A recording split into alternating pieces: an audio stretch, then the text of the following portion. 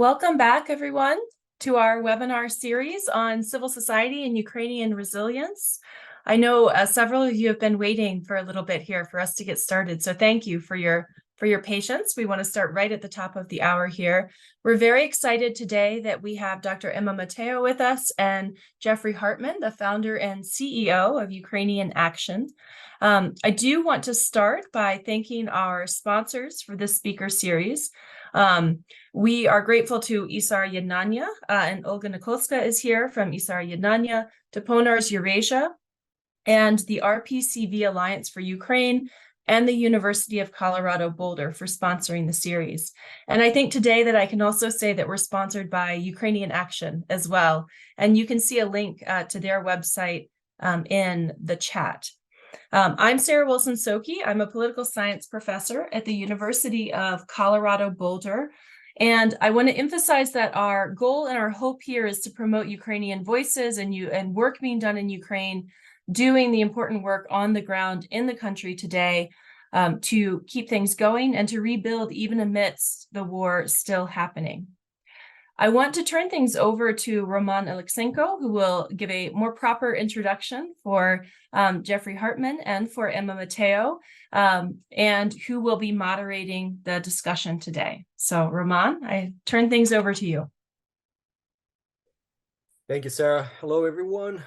It's good to see folks who joined us today on this Friday, and I'm happy to see my good friend Джеффрі and my new friend Emma to join this series as our keynote speakers and experts. This is the topic about the international support for Ukraine. And I would like to start by asking a question of both Джеффрі and Emma, probably with Emma first, because I can tell Джеффрі's story from memory, basically. But what is your connection with Ukraine? I'm sure the audience is wondering, like, we want to talk about how international community is supporting Ukraine, but judging by your last names, you don't have any connections to Ukraine, like in your bloodline or something. But so what motivated you to be supporting Ukraine, be supporting us? Emma, if we could start with you. Yeah, thank you so much, Roman, and thank you. I'm really happy to be speaking on this seminar series. Yeah, I'm a bit of a confusing person because I have a Spanish last name courtesy of a French partner, and as you can probably tell by my accent, I'm British. So I have no family connection whatsoever to Ukraine. My family are all from rural communities in the east of England. And my connection started around about 10 years ago. So I studied languages at university, originally French and Russian. And then in the second year of my degree, I had the opportunity to take a course in Ukrainian language and literature with the wonderful Professor Roy Finnan and his colleagues. And this was all the way back in 2012. And I just found this absolutely fascinating, both from the language and the culture point of view. And I went to Ukraine to study Ukrainian more, also to study Russian. I will admit, obviously, I wouldn't do that these days. And then the following year, the Euromaidan happened, right? And I understood that this was an incredibly important event that had really big significance, not only for Ukrainian society, but also for Europe and the wider world. And this really kind of got me hooked. And from that point, you know, Ukraine was the focus of my study. I did a master's. Which enabled me to focus more on writing about contemporary Ukraine from like a political and social science point of view. And then I wrote my PhD on the Euromaidan protests, particularly focusing on the regional element. So my interest kind of came via academia and the wonderful work of the Cambridge Ukrainian Studies program. And since then, I've also developed like a deeply personal connection with Ukraine as well as most of us have. That's really a fascinating story. Emma, where are you right now? Are you in the US? So I'm currently in the second year of postdoctoral fellowship in Ukrainian studies at Columbia University. So I'm sat in rainy New York this morning, joining you from the East Coast of the US. Great, awesome. Jeff, what's your connection to Ukraine? Thank you, Roman. And first of all, thank you guys all for having me. There's one thing that's been clear, there's a lot of international support for Ukraine these days. And I think Ukrainian Action is playing a small part in that, and we appreciate being recognized. I had the pleasure of being a Peace Corps volunteer in Ukraine, starting in 2002. And I was there for 2 years at a time when Ukraine looked very different than it does now. And I absolutely fell in love with the country. I met a lot of great people. I had a very incredible experience there. And I discovered the country, which up until that point, I knew very little, if anything, about. And very markedly, when I finished my service at the end of 2004, that was the beginning of the Orange Revolution, the presidential elections and the Orange Revolution, which followed. And I had the opportunity to stay in the country during the Orange Revolution, and the things that I witnessed during that time really reinforced everything that I liked about the country and all of the hope and optimism that I had for the country. And it was, I think, really a monumental experience for me to be there during that time after having spent 2 great years there, and then to participate and to witness the events of the Orange Revolution and that optimism of the Ukrainian people, and that moment where really the nation took a stand for its own self-determination. That really sort of sealed things for me, and I knew that Ukraine would be a part of my life for the rest of it. As it turned out, I ended up marrying a Ukrainian, and when the full-scale invasion began a year and a half ago, I started Ukrainian Action. Thank you, Jeff. Or should I say Jeffrey, since we're so official here. You mentioned the Orange Revolution, and I remembered that period. I was back in Ukraine. I don't know if Emma was here during the Orange Revolution, but I would like to ask her, based on what you're studying, and you have a PhD and you have a degree in sociology, and I understand you're focusing on Ukraine protest mobilization, if you will, how people get together, how they mobilize themselves, and how they respond to critical challenges, either coming from outside or from within. My question to both of you would be, knowing what you know about Ukraine's past protests and the ability of Ukrainians to mobilize in the years of 2004, 2005, and 2014, so basically the 2 revolutions. When you heard about the full-scale invasion of last year, just be honest with us, did you think that Ukraine would withstand the invasion, or do you think Ukraine would probably fall within a week or so? Emma, if we could start with you. Yeah, sorry, I just wanted to flag my connection to Ukraine also is kind of via the Peace Corps before I answer your question, because the professor that taught me first about Ukrainian language and culture was also a former Peace Corps volunteer. So we're all here thanks to the Peace Corps. Yeah, so with regard to your question about what I thought was going to happen when the full-scale invasion started, so I know nothing about the military. I know quite a lot more now than I did 600 and so days ago. So I know very little about the military, but I knew that Ukraine was not going to fall in 3 days, like the Russian side thought, like many Western analysts thought, because of what I know about Ukrainian civil society and protest movements. Ukraine has this really long history of mobilization and activism. You know, we have, of course, the Orange Revolution, where protests took place throughout the country in every single oblast, although obviously they were bigger, particularly in Kiev and in some Western places. And during the Euromaidan, over at least 65 cities mobilized throughout Ukraine, right? A lot of eyes were on what was happening in Kiev, but, you know, these were nationwide mobilizations. And there were other moments as well that are less known. So you have the Ukraine Without Kuchma movement in 2001, when there were also protests that took place in very many regions of Ukraine, didn't manage to get rid of Kuchma, but set a lot of the groundwork and taught some lessons that made the Orange Revolution possible. And even back in 1990, before Ukraine fully gained independence, there was something called the Revolution on Granite, where various organizations such as Ruch and groups that were advocating for greater democracy and independence in Ukraine were organizing protests throughout the country. And then we have this student hunger strike that starts on the central square in Kiev right at the beginning of October 1990. And again, this wasn't on the scale of some of the protests that came later, but this was in Soviet Ukraine, and this was incredibly important. So, you know, Ukraine has, and then if we look back before that, Ukraine was one of the places, one of the republics in the Soviet Union that had the highest proportion of like dissidents, or, you know, people who were protesting and advocating against the regime of any of the Soviet republics, right? So Ukraine has this really long history of resistance and activism, and Ukrainian society is very used to taking matters into its own hands and sorting things out itself. And I think particularly the Euromaidan emphasized this sense amongst Ukrainians of being able to act and do something when you're not happy with the broader circumstances. So it really wasn't a surprise to me that Ukrainian society mobilized in the way it did.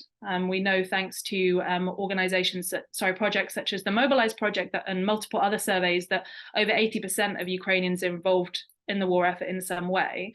And that, perhaps I was a little bit surprised by the scale, but not really that surprised. And I knew when the full-scale invasion started that, you know, Ukrainians weren't just going to let Russians march all the way to Kiev and let the country fall. So, yeah, I was as optimistic as it was possible to be in those early days. Yeah, it's really great to hear, and it's funny that you mentioned the four revolutions that happened in Ukraine, you know, since 1991, which is the year when Ukraine became independent.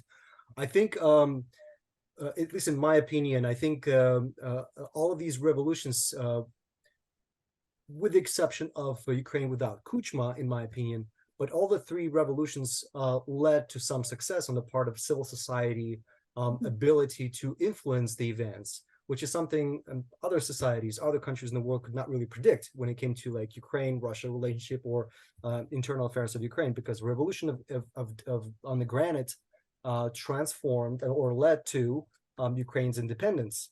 And then the Orange Revolution, which Jeffrey Hartman was a witness of, basically led to the re-election that was rigged and before the Orange Revolution. And then Revolution of Dignity obviously gave Ukraine a chance to, in my opinion, break away from or start breaking away from the Russian imperial past. So it's interesting, you know, how the history of victories of Ukrainian civil society have emboldened Ukrainians to withstand the Russian aggression, regardless of how it was perceived in the West and how it was perceived within the country. And I happen to agree with you that 80% of Ukrainians would somehow, and in some way, one way or another, contributed to the success of the Ukraine's resistance. Even though we used to say that it's the minority, it's usually the active minority that is leading the way and that is enacting change. Jeff, what did you think? I mean, I saw you in September of 2021, just a few months before the full-scale invasion, and you came to Ukraine, and then we went to Uzbekistan for a fun trip. And we've already talked about the upcoming invasion. When it happened on February the 24th of last year, what were your initial reaction? What were your initial thoughts? Did you think Ukraine would stand, or Ukraine would fall? Thanks, Roman. So, I mean, my view and my experience in Ukraine is more street level and grassroots. You know, I spent a few years living in Western Ukraine, which has probably shaped some of my view. In Western Ukraine, there was never much love for a Soviet past or a Russian future. The Orange Revolution was a very clear indication that most of the country felt the same. Maidan obviously took it to the next level, people putting their lives on the line for independence. When the full-scale invasion took place, I knew that it would be a long fight, irrespective of perhaps military battles and destruction caused by the invaders. I knew that there would be a resistance. What that resistance movement looked like would be determined, I suppose, by the military strength of the country. But I knew that Ukrainian civil society would push back. I knew that the population would push back, and that was my motivation to begin supporting the country, because I knew that there wouldn't be a quick toppling of the country. You know, obviously taking the military battles into account. And so, worst case, I knew that at least Western Ukraine would most likely resist and would probably fall outside of the grasp. But at the heart of the matter, for me anyway, it was very clear, knowing the people, having the experience that I've had, that there would be a long resistance to any invasion. And I'm very, very happy to see that's exactly how it played out. And I think now everyone who knows Ukraine or Ukrainian people are not surprised. And I think, you know, that essentially is where we are now. I mean, in my view, the war is over. It's been determined who is who, and it's just a question of where we draw the lines and what the settlement looks like, and when you know, I will say our, in this case, civilian population will stop being attacked. Thank you. Emma, what were your observations in late February of last year, like where you were at the time, whether it was in the UK or the US? Or how did people react? Non-Ukrainians, we're talking about the foreigners, in our opinion. How did they react to the full-scale invasion? What was their reaction when it came to like active manifestation of it? So I was in Oxford when the full-scale invasion started in what would be the final year of my PhD. And I saw, I think outrage was an appropriate description. I very quickly became very involved with the Ukrainian student community in Oxford. So there was a Ukrainian like student society in Oxford that had been kind of dormant because of the pandemic, but very quickly revived itself. So on the very first day of the full-scale invasion, a small protest was organized outside the Rad Cam, which is like this iconic round Oxford library. And because that was very last minute, you know, it wasn't massive, but I think we probably gathered like 100-200 people maybe, and a lot of passers-by expressing support. And then I think it was the first Saturday or the first Sunday after the full-scale invasion, we organized a protest. And then the week after that, and within those first few weeks, it was, you know, we had hundreds turn out. The biggest week, I think, was there was over 1,000 people. We completely filled this central square in Oxford, which is not a very big square. Thankfully, local law enforcement and colleges were very understanding. And then we saw, you know, it wasn't just the Ukrainian society who were organizing stuff. There were, you know, the local council, the local government was really keen to support and to get involved. There were other groups who started organizing like clothing drives and donation drives. Different people were organizing open mic nights and fundraisers and concerts. So there was like a really strong response in Oxford that was very practical. You know, a lot of people were doing something and taking action. Sometimes to the extent that it was a little bit overwhelming. We got involved in a donation drive, and this local cafe very kindly offered to host us, and then the cafe basically got overwhelmed because so many people were bringing donations. And then we were like trying to crowdsource cardboard boxes and markers and things like that. So there was a very strong practical response in the immediate vicinity that I saw, and kind of more widely, there was a lot of outrage. You know, even people who had zero connection to Ukraine before, it was nonstop on the news in the UK. It was the key thing that people were talking about. So yeah, there was a really very strong response of outrage, and also a lot of practical steps to try and support a lot of people wanting to know where to donate, whether money or goods. And I'm happy to talk a little bit more about that in detail. I'm sure we might come to that later. But yeah, strong support for Ukraine.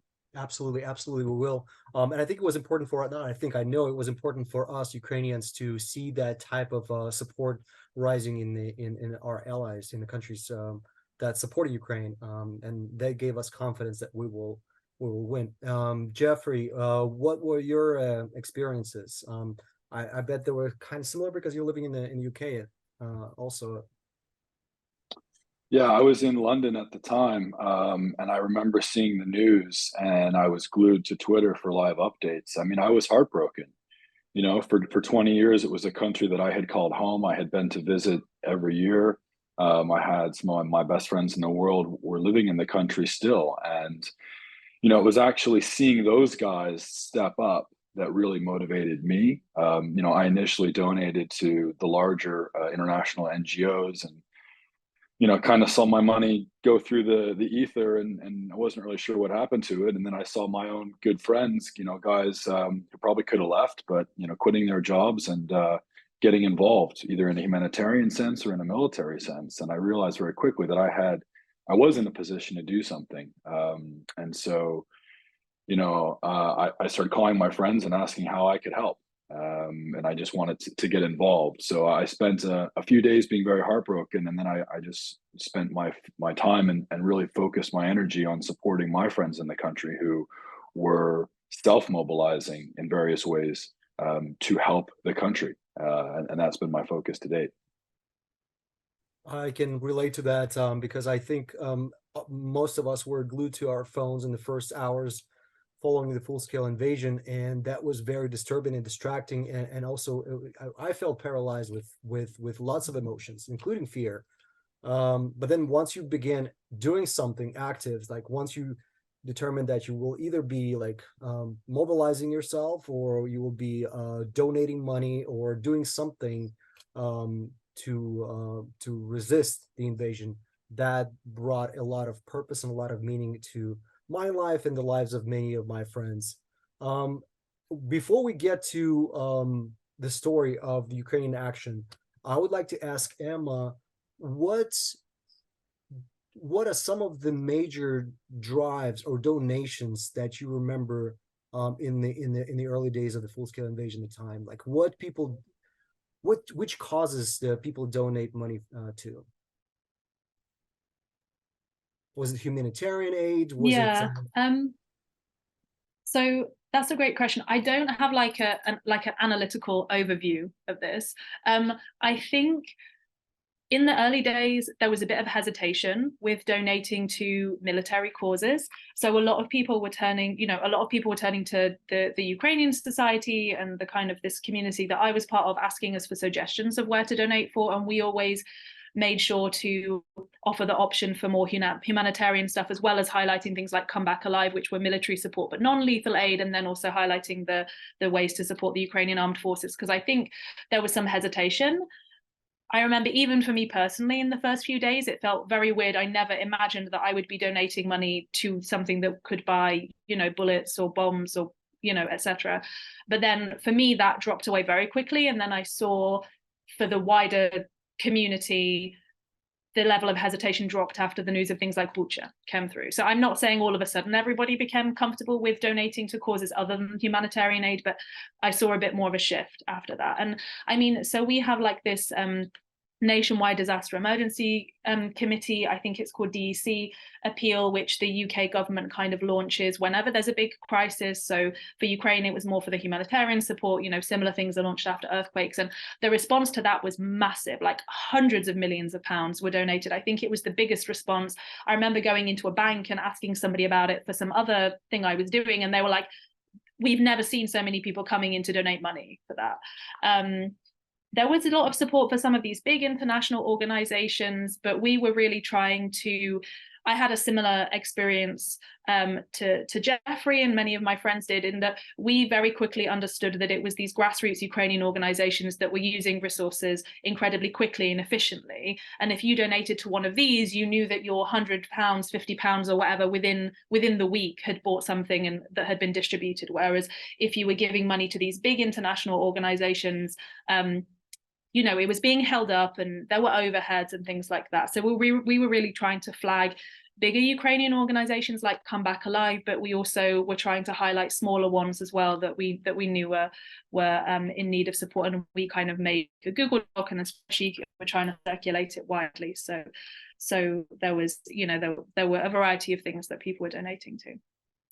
I do remember a lot of my international friends reaching out to me in the first hours and days following the invasion, asking if I could recommend a fund or a charitable foundation, small enough that could guarantee that their money, the money of my friends that they were ready to donate, could go immediately to the immediate needs. So I can totally relate to that. Jeff, how did the Ukrainian Action come about? Could you, because it was pretty early on. I remember you reached out to me when I was when I re-enlisted, and I was sleeping in a barracks, and I think I received a message from you saying, "Hey, buddy, I have a question." And I think that moment led to me being involved in the Ukrainian Action initiative, but I'm sure a lot of folks are interested to learn about how you came up with this idea in the early days of February and March. Yeah, thanks. I mean, look, I had no prior experience in the NGO world. I had friends in Ukraine and a strong motivation to help, and that was it. And I really kind of leaned on them for everything. I can't say that I came up with anything myself. You know, I sort of leaned on the strengths at the time, which were, you know, strong local and international network, and understanding of local needs, and the ability to communicate with people locally. You know, you and I were in a fortunate position because we could talk on WhatsApp whilst you were in your barracks and I was in London, and figure out what was needed. And then I was able to work quickly to procure those things in London and get them to Ukraine, which obviously makes it sound a bit more simplistic than it was. But, you know, I reached out to friends, and a friend, mutual friend of ours, was looking for a vehicle to assist with the evacuation of civilians and the distribution of humanitarian aid. And I had never bought a pickup truck in my life, which was what he wanted, but I ended up finding one on Facebook Marketplace, which was also a first for me. And you know, I raised a little bit of money for one truck. I think it was $7,000 we were after. Bought the vehicle and drove it to the Polish-Ukrainian border and delivered it to friends of friends, who then took the vehicle into the country and got it to where it was needed. You know, I was surrounded by good people who were willing to help. A lot of my friends knew that I had a very close connection to Ukraine. And so when they wanted to help, they also came to me saying, Jeff, what should we do? And, you know, we built a crowdfunding page and we started raising money for that single truck. And we ended up raising money for enough trucks where a friend and I drove 2 trucks from the UK to Ukraine 9 weekends in a row, I think. So for 3 months, we basically drove on Friday, left on Friday after work, returned on Sunday night. And I had just started a new job at the time. And I told them what I was doing, but I didn't ask for any leeway or anything. So that was kind of how we got started. And I think, you know, the key really for me was understanding, you know, how to be of most use, and what position I was in. And again, you know, I have to really make it clear that, you know, it was having the local network, you know, knowing good people, knowing trustworthy people in Ukraine, people who, if they told me, Jeff, we need this, I knew that was needed, and I knew if I got it to them, it would get to the right place. That was paramount. Additionally, I was lucky to have a team, lucky to have friends in the UK who were supportive, and those friends and their friends have become volunteers over the years. So, or over the, I guess, year and a half. But you know, it comes down to good people, I think, trying to do the right thing. Yeah, I heard the 2 key words here: trust, and also doing new things, things that you didn't do before. Because I remember in those days, and still a lot of volunteers depended on people who didn't know one another. They had to establish these connections really fast in order to deliver aid in time. And a lot of times you had to go with your gut feeling. It was good that you had friends in Ukraine that you could trust, but a lot of us here in Ukraine had to basically go on a hunch and trust someone with the money, trust someone with the equipment, or delegation of really important and meaningful tasks.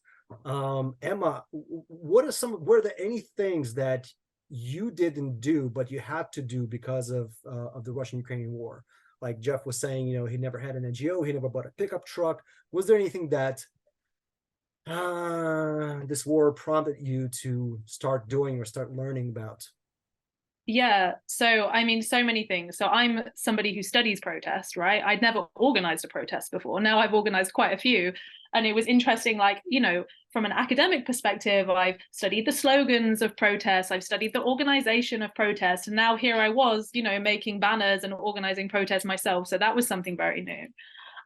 I've also driven a pickup truck to Ukraine a couple of times, had also never driven a pickup truck before, had also never driven all the way across Europe before. So I have not done it anywhere near as many times as Jeff. But yeah, and even just things like buying so both with friends and in a personal capacity, we fundraised and we've taken supplies to Ukraine. And I never had to try and understand what a chest seal was or think about the different types of chest seals and what would be more useful. So for those who don't know, I'm sure many on the call do, a chest seal is a dressing that you use if there's been a puncture wound to the chest, and it lets air, and it helps with the regulation of air if someone has potentially a punctured lung. Never knew anything about chest seals before, never had to buy army boots before, never had to think about tourniquets before. So there were, very, very many new experiences. Absolutely. And I think also what Jeff was saying about trust and personal connections, also absolutely, I see this in my wider research I'm doing about studying how Ukrainian grassroots organizations function, and I saw it in my own work. Either you knew somebody who could do this thing, or you knew someone who could do this thing. And it was, these personal connections or these referrals or these friends of friends of friends helped establish an element of trust. I think personal connections became incredibly important, and this kind of like horizontal grassroots mobilization is incredibly important in Ukraine, but also overseas. It's not just restricted to within Ukraine. These, like, all these ties, if we imagine them as like little strings going from Ukraine across the globe, they were very important in helping organizations and people on the ground, as you very well know. Yeah, it's amazing how these volunteer networks have exploded, and not just in Ukraine.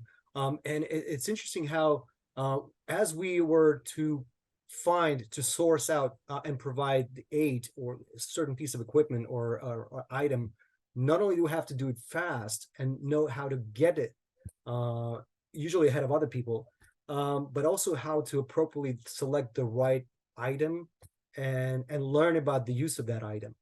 And that's, it's just impressive how how we all had to go through this process at the same time, whether we were in Ukraine or the UK. And sometimes we would advise you on what the appropriate equipment we would need, and oftentimes you were able to advise us on what was available and what was recommended by professionals in the field.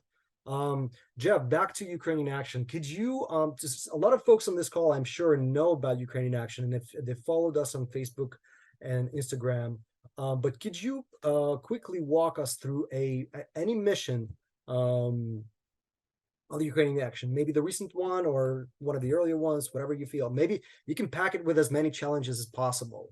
Even though I know they were spread out, but you can pack them in one trip.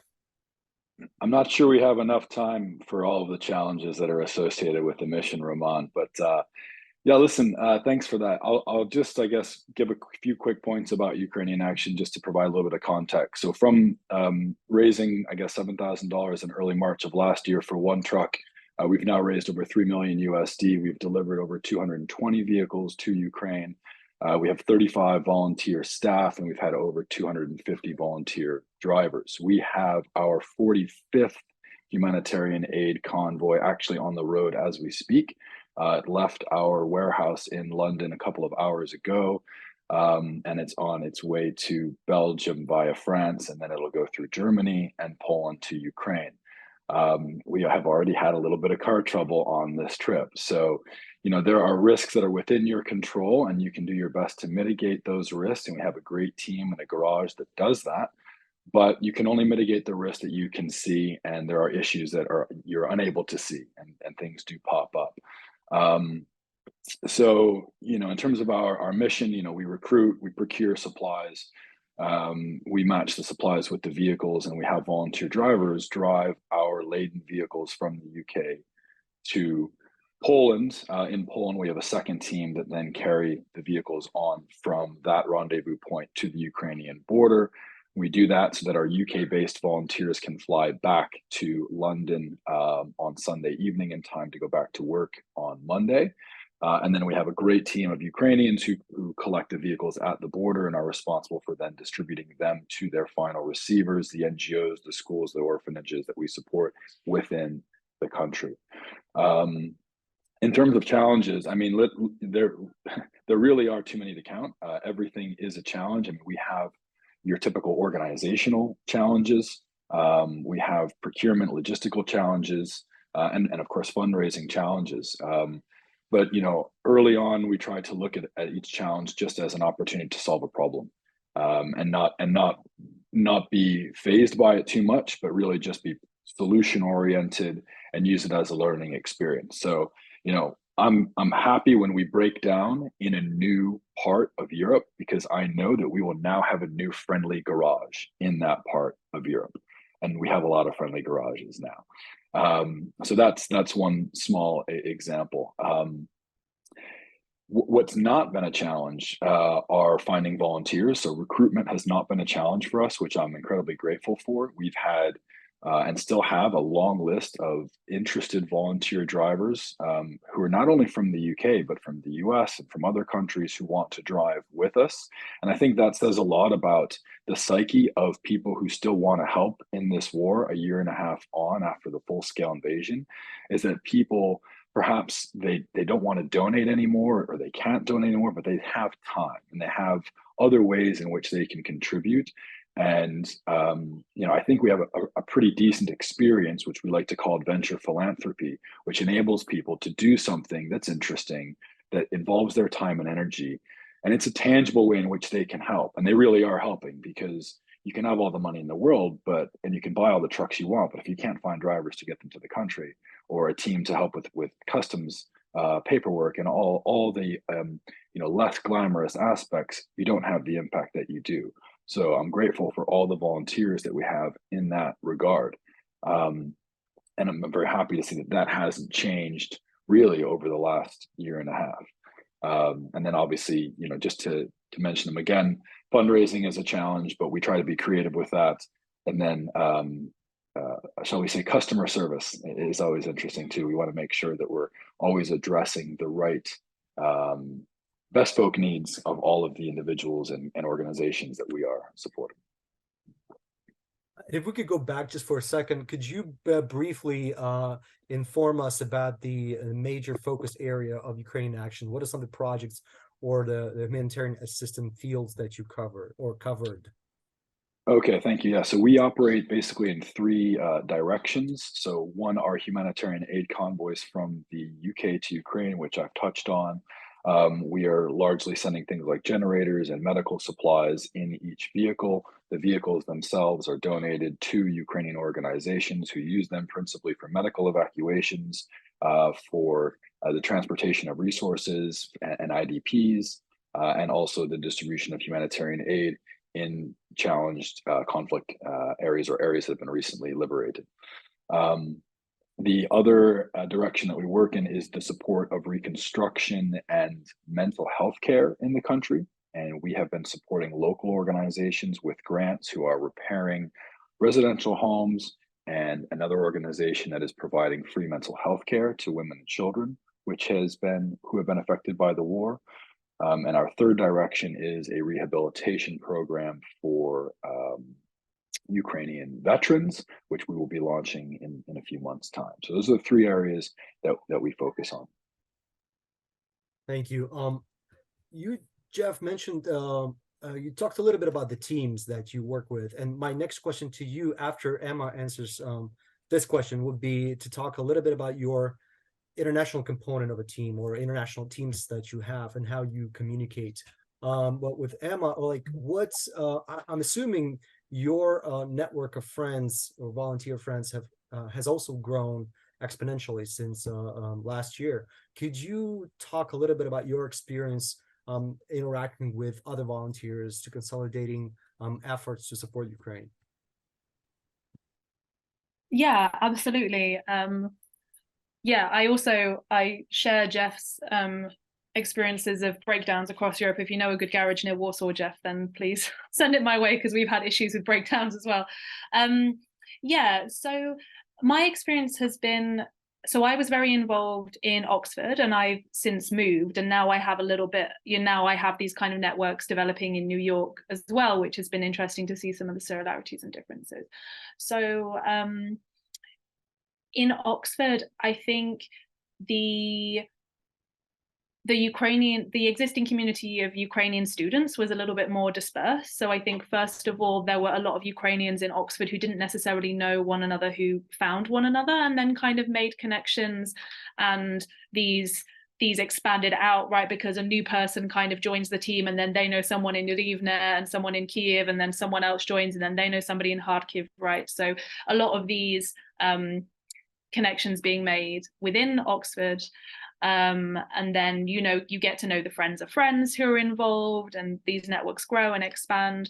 I do think something that is both a positive and a negative of the extremely like decentralized grassroots nature of a lot of this mobilization is often you get a lot of small groups doing very similar things. So, you know, that's something that I saw in Oxford, right? There were a lot of small groups doing stuff, and sometimes it might have made a little bit more sense in some cases to unite and work together, but there are challenges in this as well, right? I think there's a joke in Ukraine about having like too many hetman or something like that. So that can sometimes be a challenge when you see these very diverse volunteer efforts and, you know, sometimes lots of different directions going on. When I moved to New York, I, of course, started to make new networks here. I actually got to know a wonderful former Peace Corps volunteer called Natasha, who put me in touch with people from Bakhmut, who I've since met in Ukraine and you know, are now working to support their organization. So sometimes it's these kind of chance meetings at some event or some fundraiser, and then you meet someone and you click, and then they kind of connect you to a whole new network. So yeah, I think this is something I'm very interested in, the way that the connections between people facilitate joint action and the sharing of resources. It's interesting that it's the second time that you mentioned the Peace Corps as part of the Peace Corps everywhere. I know exactly. Even though you know we don't have officially Peace Corps volunteers in Ukraine, a lot of the support support networks have been designed by the former Peace Corps volunteers and with the help of Ukrainian counterparts. And in fact, you know, my own experience helping Ukrainian Action with the trucks and supplies has to do with the connections that I've developed in my time with the Peace Corps.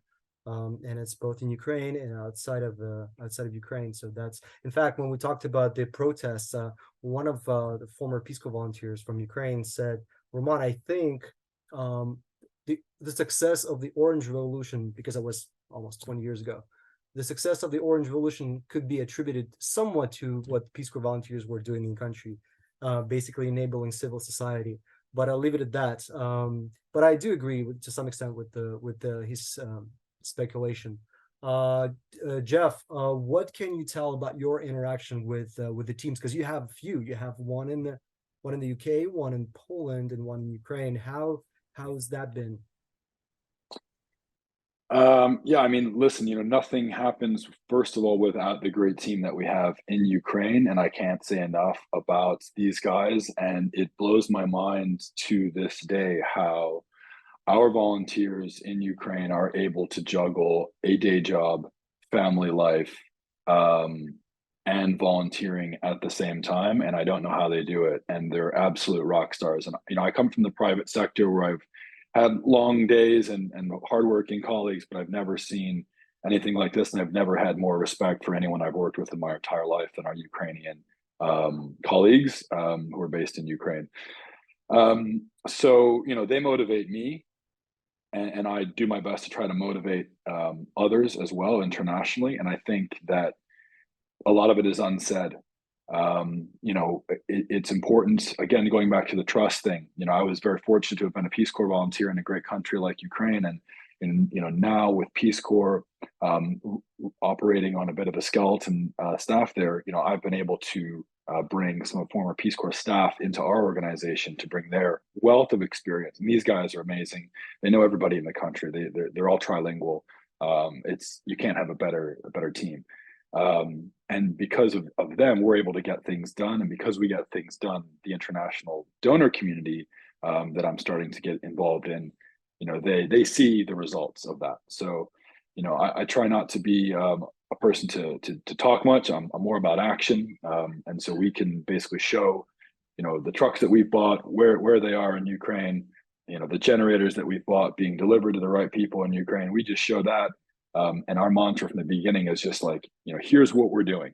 And if you like what we're doing, you're welcome to be part of it. But, you know, we're not trying to ask anyone for anything. We just do what we do and we try to get people involved. And I've been lucky that, that seems to have worked, and the right people have found us, who want to do something hands-on and who want to get involved. And it's tricky managing a volunteer organization because with regard to a lot of volunteers, you can really only ask them to do so much, right? Because they can always say, okay, Jeff, I'm a volunteer, I'm done.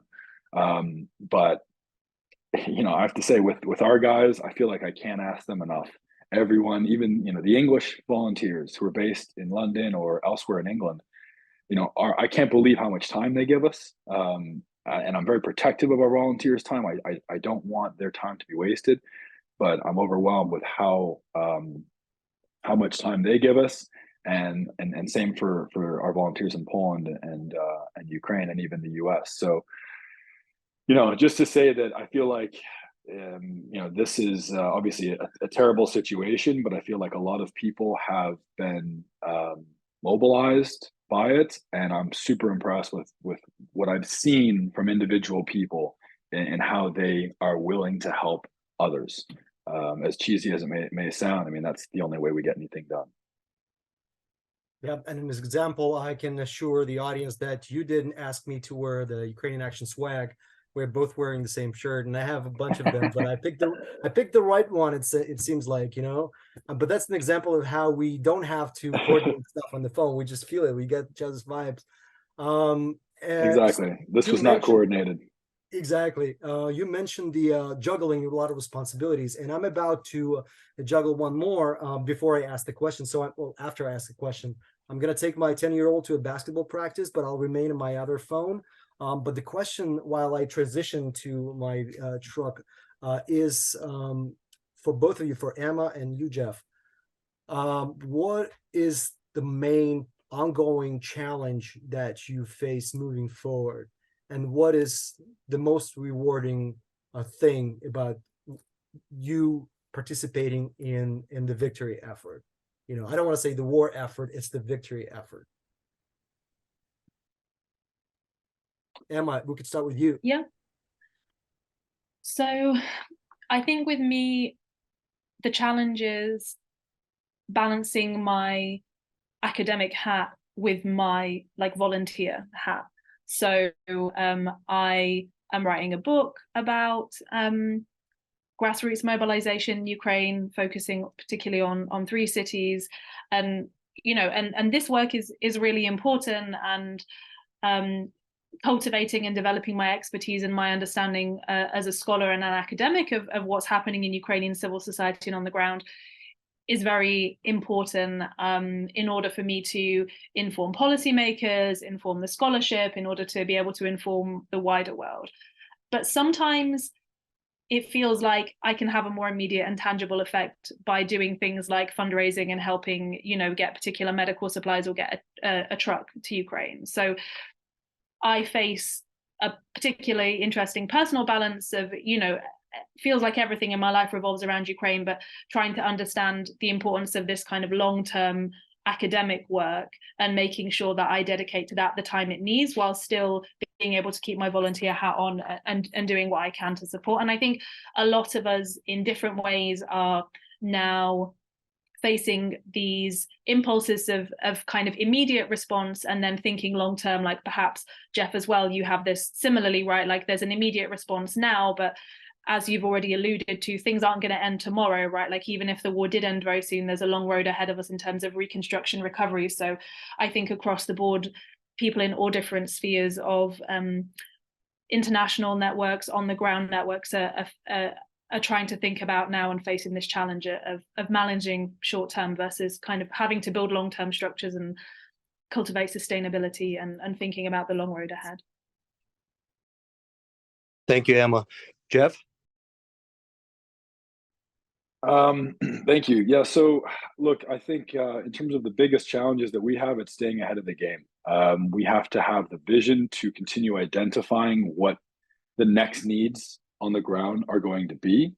And to Emma's most recent point, I mean, that does involve us slowly transitioning from a provider of emergency relief to a recovery focused impact-oriented NGO. We also need to make sure we continue having the right operational capacity to continue addressing those needs that we're currently addressing and also those in the future. And obviously to keep fundraising creatively enough in order to continue enabling the flow of resources into our organization. And we've done that by incorporating as a 501c3 in the US, which was quick and easy last year. We then identified the need to have a similar structure in the UK. We are now registered with the Charity Commission in the UK. These are long, difficult processes, but we thought it was worthwhile, and we got started early enough to put ourselves in that position. Just to give you an example, we now work with a number of corporate sponsors from the London business community to sponsor our humanitarian aid convoys and provide their employees to drive the vehicles. We actually have one going now. We have a real estate firm that made a donation to Ukrainian Action. We used the proceeds to buy 7 vehicles. Their employees are now driving. They should be probably crossing the Eurotunnel sometime around now. They're driving the vehicles to Poland. Each individual is fundraising in order to cover their own travel costs, hotel, fuel, food, etc. And it's great because then by fundraising, as opposed to just whacking out a couple of £100, they tell their community, their friends and family about it. So, we try to do things like that, which expand our network and increase the flow of resources to us so that we can just focus on identifying needs in the country. I think the second part of your question, Roman, was about, what's most rewarding. I mean, I don't really think too much about that, if I'm honest. I'm only focused on improving the organization and growing our organization and growing our impact. But I'm just grateful that I'm in a position to help. And I'm happy that what we've created can enable others to help as well using our structure. For example, this is our 45th humanitarian aid convoy to Ukraine. I've personally driven only 21, and I'm more proud of the 24 that I didn't drive in because other people are able to step up and take care of that. So it's nice to know that we're able to enable other people to get involved, and hopefully that's something we can continue doing in the future. Thank you. Go ahead, Roman. Sorry, I understand Jeff Glenn, you're taking over, right? I'm trying to turn my camera on, but the host does not allow me to turn my camera on, so I'm on my phone right now. But okay. Yeah, if there are any questions from the audience, I'm sure there's the time to voice them. Yeah, we do have a couple questions. I have one. Sarah has one. So for both the panelists, and maybe Emma first and Jeff, since we've been going in that order, do you think that the effectiveness of international networks of support is dependent on the strength of existing Ukrainian civil society? In other words, you think if civil society wasn't as strong in Ukraine, that it would be more difficult, or do you think that that's a condition that has kind of made it possible to do what you've been doing on a grassroots level? So I think it's really hard to say for sure. I think the first thing to note is that these aren't completely separate entities, especially now. I think some of the connections are so strong. If you were to try and separate out in some instances, the Ukrainian civil society and let's say British or American civil society, there are so many people, there are so many Ukrainians engaged in communities overseas now, people that were there before the full-scale invasion, a lot of people who've come since the full-scale invasion, right, who've now got involved in the new places where they live. So that's the first thing. I would say, I wonder if we've seen these strong grassroots networks of solidarity develop to the extent they have because they're kind of mirroring and being multiplied by what we see going on in Ukraine, right? Like, so if for example, with what I was doing, with what Roman was doing, what we were trying to do was made a lot easier and a lot more effective because we were working with people in Ukraine who were organizing and had their own network. So I think it would have been really hard if we were operating in a context where civil society wouldn't have been so developed. It would have required a lot more like specialist on the ground knowledge. It would have been a lot more complicated. That's for sure. But it's hard to say. Definitively.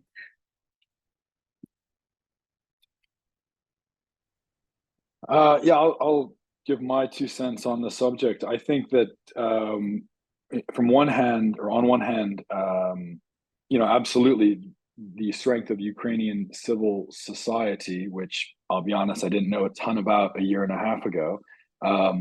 But now I know a little bit about it, and I see an amazing number of high quality actors in that space, and I feel like they have been recipients of support from international groups that do a lot of due diligence, and thus it's very clear that there are very strong partners in Ukraine. We built our organization on the back of partnerships with some of those organizations and also individuals, but I also feel like the international community, and speaking from experience here, the international community, with the right motivation to do something in Ukraine, can create its own vehicle to get that done, right? I mean, you see a lot of Ukrainian entities that are US 501c3, and they just have good people in Ukraine. We started as that as well. So it all comes down to having good people on the ground, the right knowledge, the right understanding. You're not just chucking loose clothing like you would at a charity shop at the border, but you understand how to get things done into the country, distribute, to find the right homes, the right beneficiaries, and how to work with them most effectively.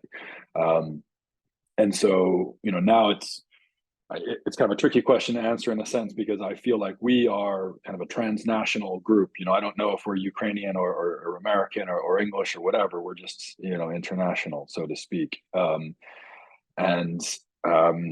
I feel like that's a part and parcel of having good people everywhere, really.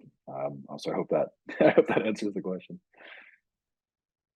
So I kind of wanted to pursue something a little bit. So one of the things that is interesting, we started off the conversation, I think, Roman, about kind of these larger international actors, and I think both of you mentioned, at a certain point donating and watching your money kind of go to the nether regions or whatever it was that you were.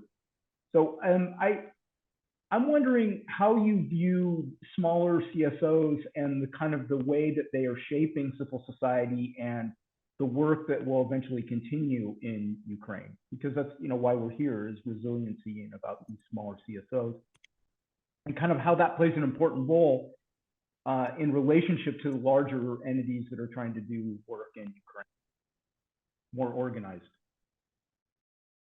You mean with regards to Ukrainian organizations, so smaller CSOs in Ukraine?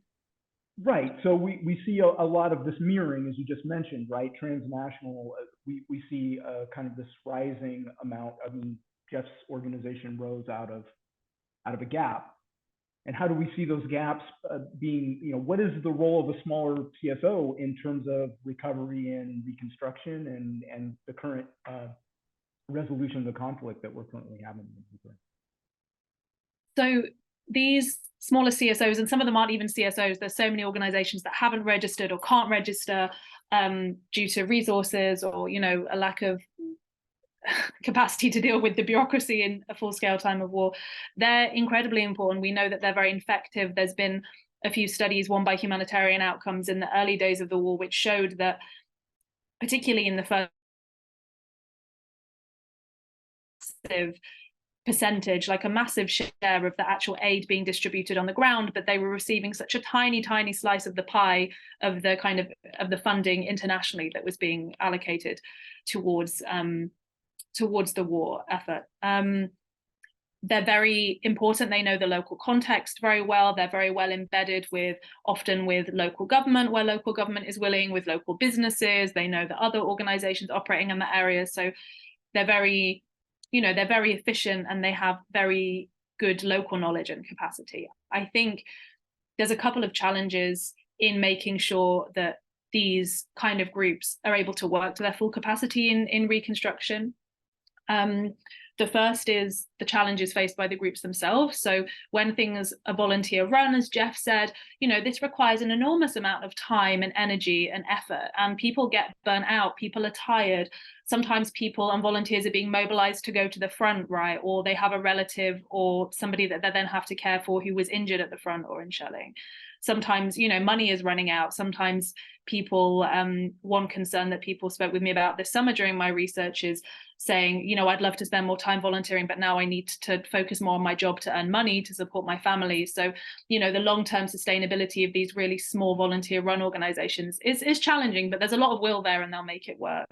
And then I think the other issue is the extent to which some of these big discussions and conversations about reconstruction of Ukraine, are they really doing a very good job of including these small Ukrainian organizations? The answer is no, so far, for the most part. Like, I know ACAPS, Daniela ACAPS presented a study on this at a conference I was at a few weeks ago, and there's a lot of concern about the fact that these kind of voices of these local Ukrainian organizations aren't always being heard in some of these like big government or international level conferences. So I think it's really important that those of us who can are advocating for the importance of their voices being heard in these spaces, because they could be incredibly useful if they're brought into these conversations to the full extent. Great. Thank you, Emma. I just wanted to acknowledge that we're at the hour, so we can continue if you're more than willing, but just to let everybody know that we are trying to stay. We do have a couple continuing questions if you're willing to stay on. So, Jeff, did you want to, great, thank you. Did you have anything to add, or?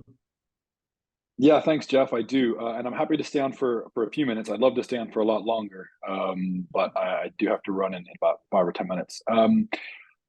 I have a huge amount of respect for the larger international NGOs who are present in Ukraine. They have very deep pockets. They were there early. They play a very important role in advocacy. And shout out to my Ukrainian friends who are working for international NGOs in Ukraine. We try to learn from those larger global charities that support us, things like reporting standards, etc. But I'm really motivated by the Ukrainian partners that we have. I spend a lot of time in Ukraine now, and I go to the offices of local NGOs or I meet their management teams, and I'm really impressed. I always am learning something new, and I'm always thinking to myself, wow, this is something that we should be doing or can be doing or will be doing in the future. So that the role of civil society, from what I've come to learn, is incredibly important in Ukraine. I'm motivated by it regularly, and I'm learning things not only for how we can improve our organization operationally, and sort of within navigating the local challenges in a local context, using, I guess, local tools, and also how we can potentially identify new local partners that we can support, or that we can work with. Realistically, that's where we want to spend more of our time, right? Is kind of playing in that maybe that space where there are a lot of strong local organizations doing great things, but they might be a little bit outside the visibility of the larger organizations. But we might have a way of knowing them, a way of trusting them, and a way of hopefully supporting them. Thank you for that. So I'm going to just combine the last two questions, and then feel free to answer, and that should probably be it.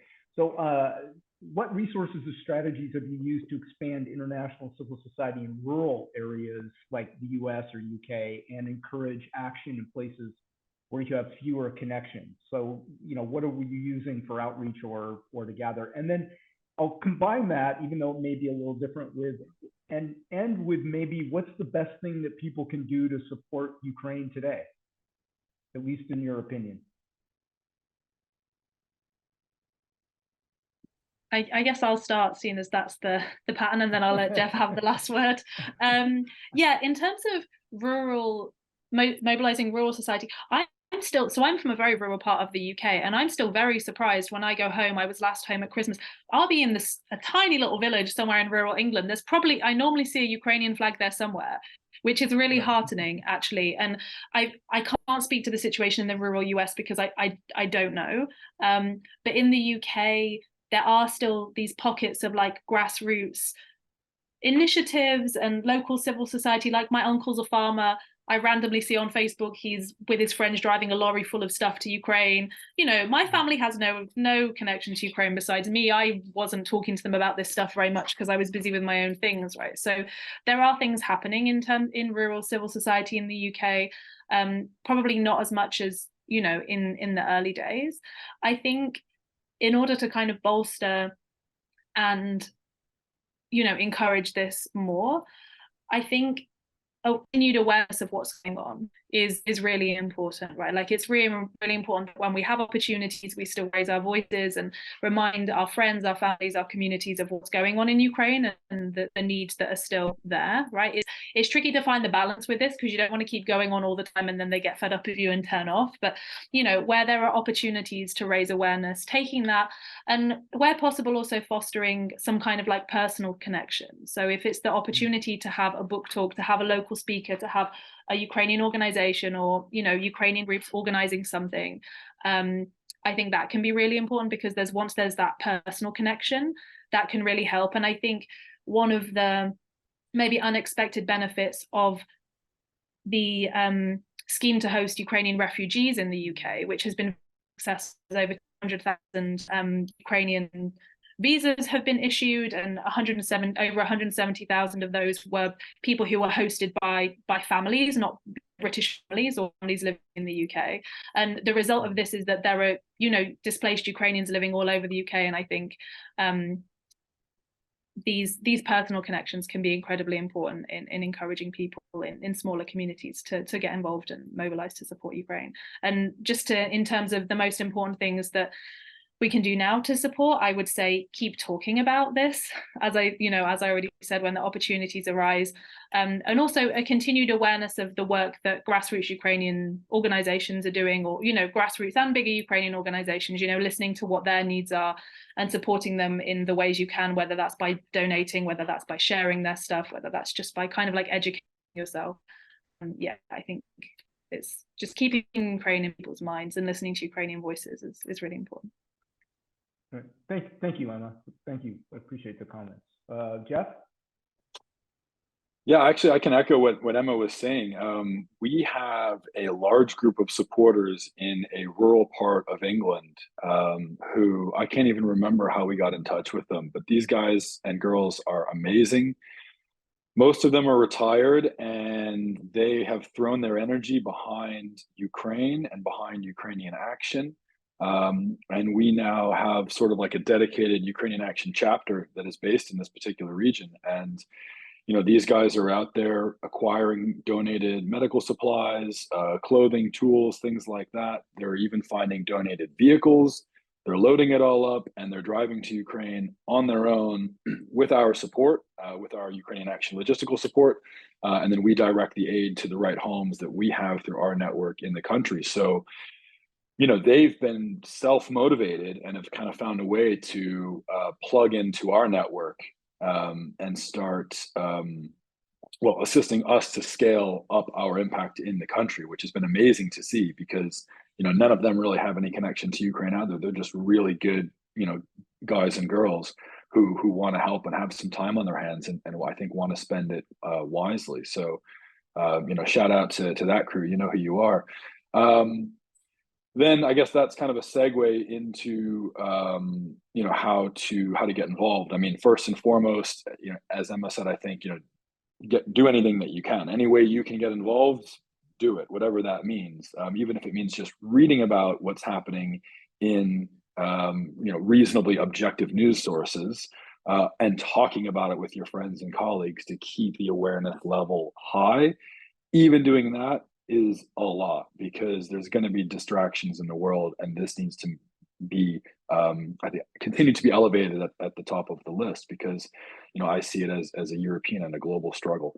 Then, you know, I'll kind of plug UA here and say that, you know, if you want to get involved but you don't know how, you know, we like to think of ourselves as a network of friends helping friends, and we're always open to accepting more support, you can make the easy donation to us. We appreciate that, obviously. You can donate supplies to us. If you say, Jeff, I've got, this access to wheelchairs or whatever it is, we can obviously get those to the right home. But specifically, time and energy is also something that we highly value. So we welcome volunteers. We have volunteers who work remotely for us in the US. We have volunteers who help us and get their hands dirty in the UK. So really, if there's a will, there's a way. Reach out to us and say, hey, here's who I am and what I want to do, and we can probably find a way to utilize your whatever available time you have, whatever available experience you have, in a way that you can benefit Ukraine. And that's something that I hope we will continue to be able to offer to many people, and to grow. But to grow our organization, all that really means is creating more impact in Ukraine. That's all that we are really about. So you can find us on our website, ukrainianaction.com. So I think we're at the end of our time here, and I want to give an enormous heartfelt thank you both to Emma Mateo and Jeffrey Hartman for what I think is really insightful about how civil society organizations work and how activism works, and people that even didn't necessarily think that they would be active in this kind of work get into it and have a tremendous impact. And the international networks working directly with the civil society in Ukraine. I thought what Emma said about how it's sometimes hard to draw the line, and that Jeff echoed as well, the line between what is the Ukrainian, what's the international network, because it's also connected at some point, is really meaningful. So thank you to both of you, tremendous thank you. And thank you for those that joined and listened today. You can see more information in the chat, the links to Ukrainian Action, the links to more about Dr. Emma Mateo's work and what she does, and also recordings of our past events. And isar.ednannia will be posting a recording of this event as well. So that will be available to share too. Thank you to all of you. Come back next Friday. We have the very important topic, disinformation and propaganda and Western perspectives, which is a tremendously important topic to hear about as well. So thank you to all of you. Have a good evening. Have a good day. Thank you very much for having me. Of course. Thank you. Thank you. Thank you very much, everyone.